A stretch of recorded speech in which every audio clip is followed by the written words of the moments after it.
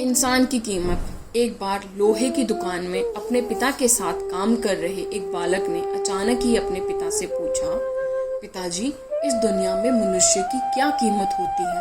पिताजी एक छोटे से बच्चे से ऐसा गंभीर सवाल सुनकर हैरान रह गए। फिर वे बोले, बेटे, एक मनुष्य की कीमत आंकना बहुत मुश्किल है, वो तो अनमोल है। बालक, क्या सभी उतने ही कीमती और महत्वपूर्ण हैं?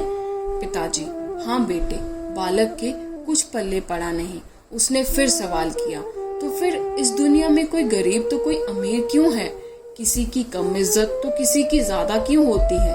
सवाल सुनकर कुछ देर तक पिताजी शांत रहे और फिर बालक से स्टोर रूम में पड़ा एक लोहे का रॉड लाने को कहा।